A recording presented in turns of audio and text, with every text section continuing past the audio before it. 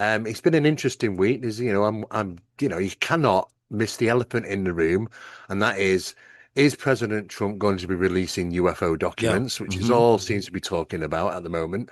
It was interesting what Luna said recently, because she mentioned that she believed they were interdimensional, Yes. not extraterrestrial. And they keep saying interdimensional. And then when you talk about the interdimensional aspect of, are these things pre-existing, maybe outside of what we currently know as our own dimension? That stuff can kind of all sound crazy, but at the end of the day, my job as an investigator is to receive all the information, decipher it, and then ultimately from a congressional aspect, if you do have contractors that are withholding information or operating outside of the purview of the federal government, I mean, there's budgetary issues, but there's definitely something that I can tell you with confidence that exists that we don't know how to explain currently. And I thought, okay, that's interesting because we were talking about this being interdimensional 10, 15 years back, and everybody raised an eyebrow then. Well, Steve, what are you sure you're not lost the plot? Well, no, I do believe they're interdimensional. And now there's a lot of people coming forward and saying, look, Steve, I believe it's interdimensional. I haven't said so, but I do. And the evidence that's coming out now is basically is all leaning towards that hypothesis, though that it's not a new one. I mean, the old terminology was ultra terrestrials. John Keel talked about ultra terrestrials. Hmm. I think he was probably one at the time, one of the world's leading pioneers in the research. And I was blessed to have met him when he was in the UK. Um, there are a handful of people that have been early on this and put it out there. And then we kind of forgot. And when all the ETH extraterrestrial hypothesis stuff, and now we've come full circle, Dave, and we're back to yes, it's likely interdimensional again, that they're popping But into our reality and go and mm, popping out again. Okay, well, first off, let's just accept the fact that for so long now, 70, 80 years, we ran with this narrative, the extraterrestrial hypothesis, that all these over 4,000 different variations of beings now.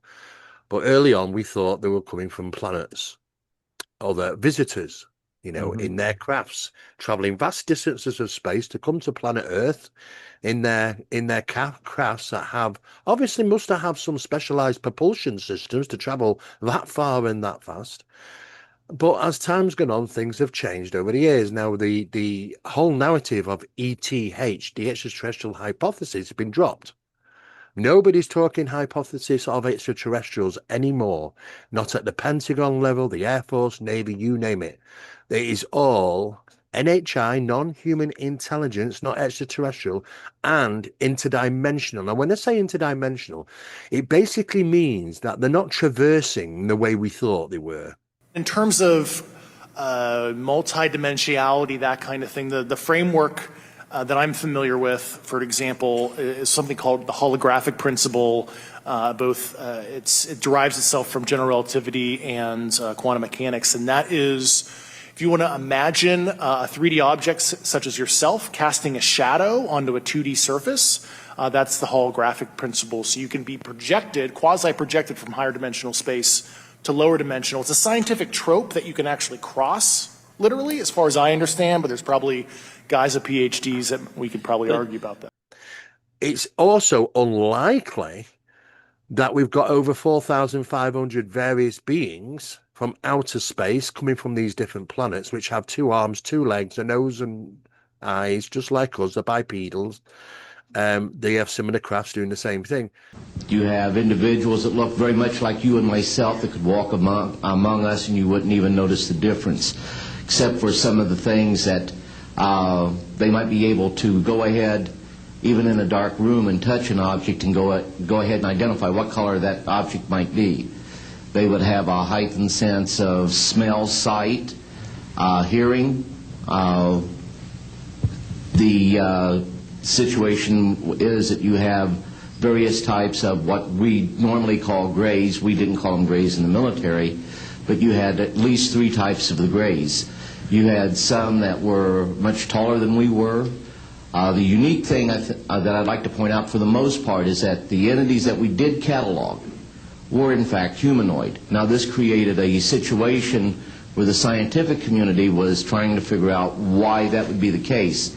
Because you would expect that if life evolved on other planets, that they would take on some type of other being, so to speak, not necessarily look humanoid or be bipedal such as we are.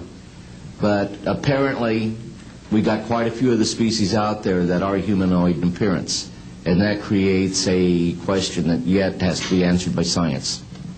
You know, because in the 1966, 67, just prior to us landing on the moon in 69, a couple of different things took place. The Brookings Institute was one, which NASA got to have a look at, the scientists, and they wanted to know, what do we do if we find any form of, life in outer space, extraterrestrials, or evidence of it? The Brookings Institute wrote a big report on this, but there were mainly two main paragraphs, which was interesting. The first paragraph said, you can't tell the public. Yeah. But the second paragraph said, but you're going to have to prepare them. And this is back in the late 1960s. Of course, other scientists from around the world got together. These are the big wigs. These are the big brains in the world. And they were asking them questions like, well, what can we expect if we experience extraterrestrial life? If we're going to start leave planet Earth and start going out there, what can we expect it to be like?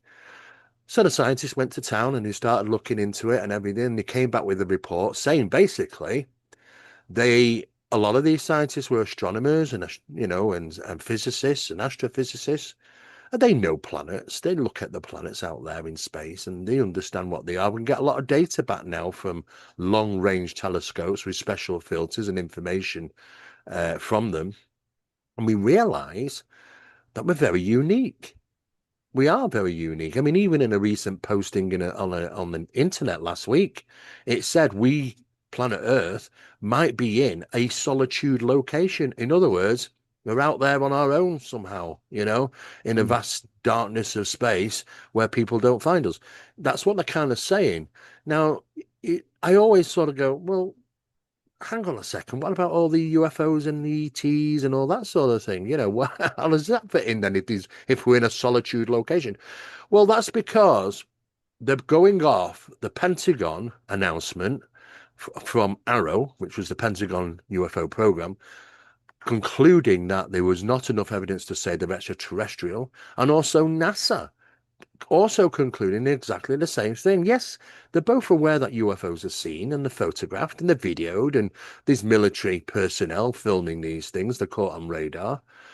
But there's not enough evidence to say that they've got any details, conclusions of finding things traveling through space coming to Earth. Because if we look at statistics now, there's so many, hundreds of thousands of UFOs seen on a 24-hour basis around the planet.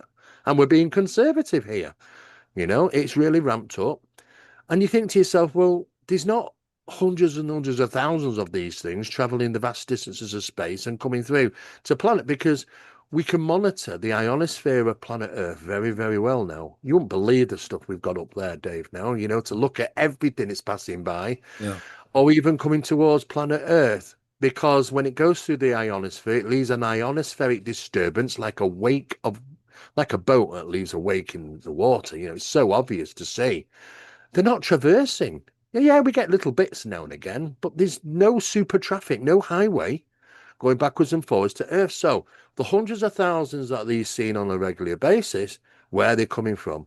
Well, it seems that the evidence points towards interdimensional hypothesis, that they have the capabilities to pop into our reality and then go about doing the business and then pop out of our reality at will.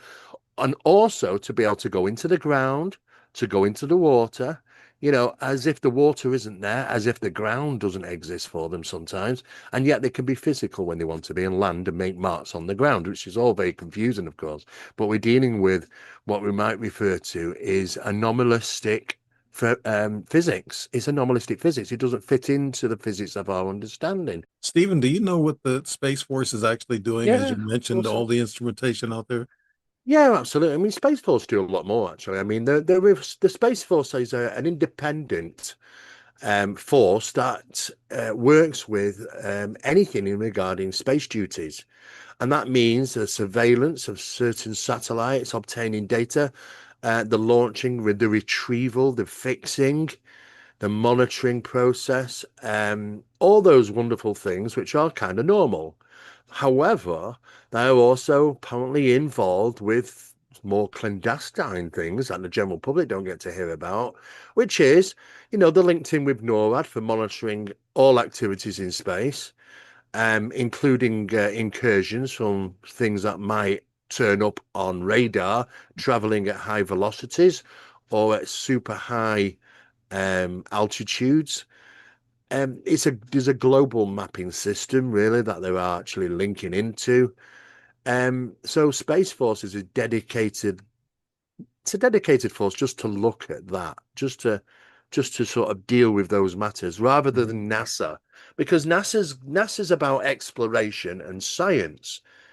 And well, it's supposed to be, So, and with it being more so, apparently it's supposed to be in the public domain, though some of it isn't. They didn't want to sort of be dealing with all that on top of it. So Space Force is sort of taken quite a considerable amount of things from NASA, and maybe even linking up with the European space agencies and other things and other places. So they have a lot of things to do, a lot of work, and some of it is a little bit questionable, to be honest with you. Yeah, and about the UFO side of things. Yeah, there's conspiracies that Space Force has bases on the moon and Mars. Or is that the secret space program that they have, Steve? Well, there is this secret space program that's been talked about since the late 70s, believe it or not.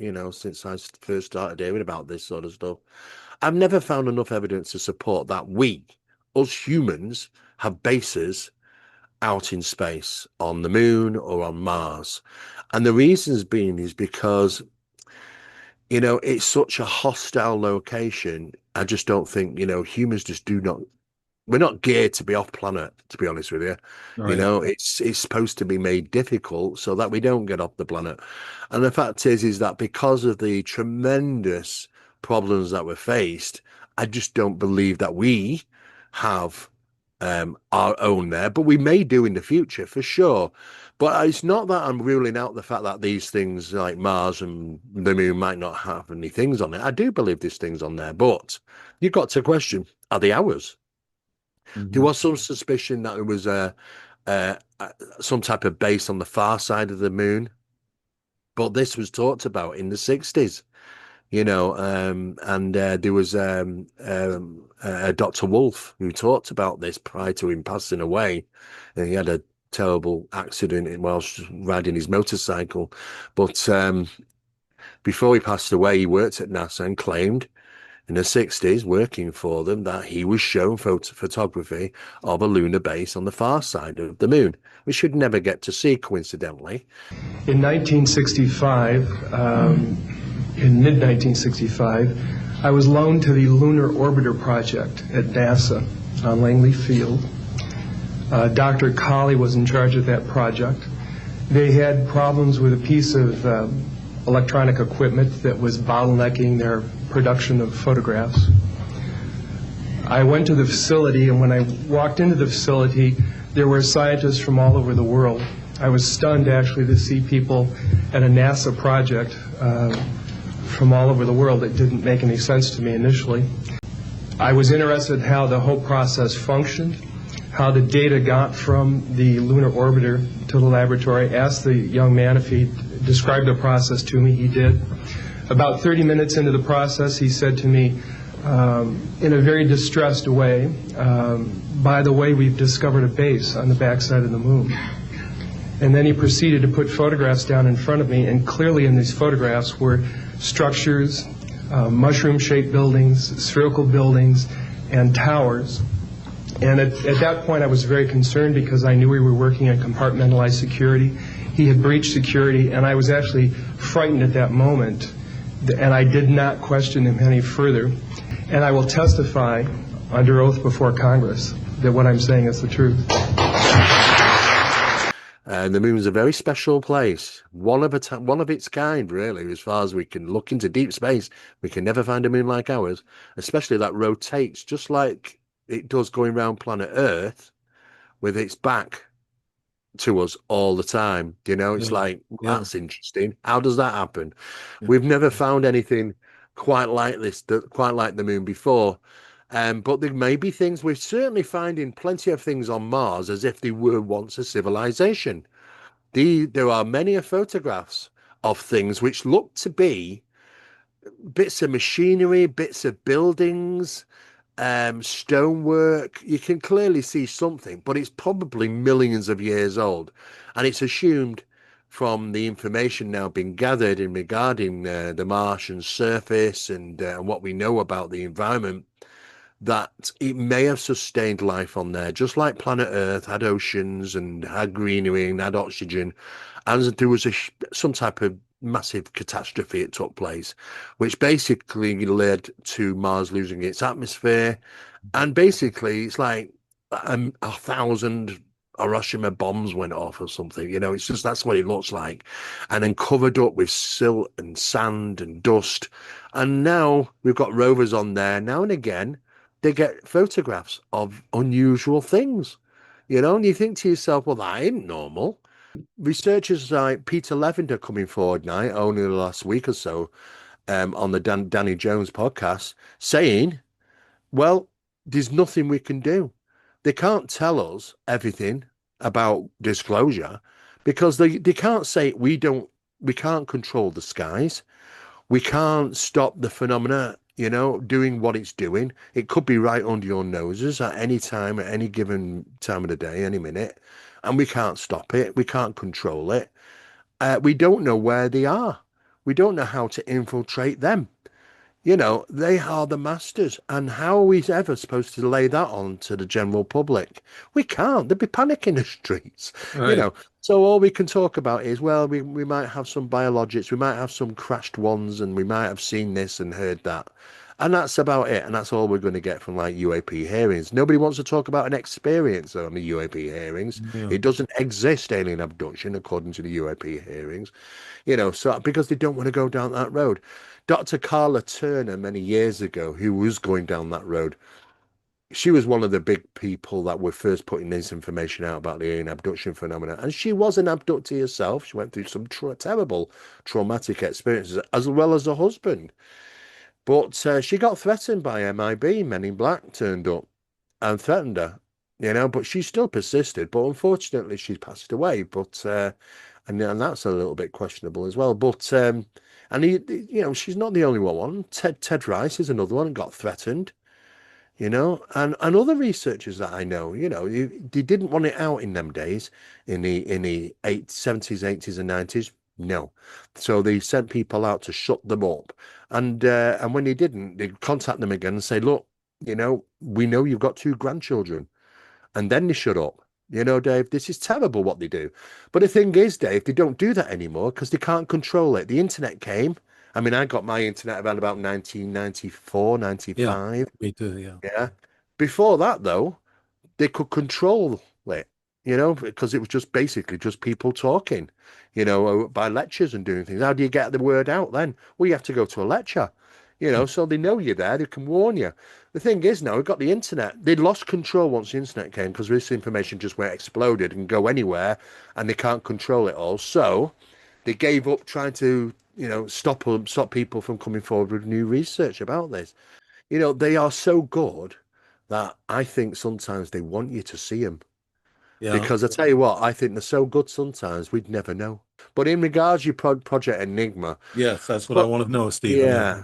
Okay, so Project Enigma is a project to look into the study and experiments conducted by us, humankind, in regarding NHI communication, non-human intelligence. Now, this goes back thousands of years, Dave, but talking about thousands of years ago when they thought they were deities and they thought they were gods and communicating with them, they had numerous different ways of doing this. But I wanted to look a little bit more in modern times, you know, because I was curious, is it going on? Because I know I've been involved in a number of experiments and utilizing the research I gathered, I put it to the test and it does work. It really does work. Now, let me just tell you the scenario. People get rewarded, you know, they get gifted you know, through the phenomena. Now, sometimes the phenomena will even absolutely gift you certain things on purpose. I'll give you a scenario, at least 2 or 3 incidents on military bases, remote military bases, suddenly goes into red alert, lockdown, because there's an object approaching and it ain't one of ours. It hangs in the sky over the base for a couple of minutes. It slowly descends outside the base, and landing gear comes out and it lands. And it sits there with the door open.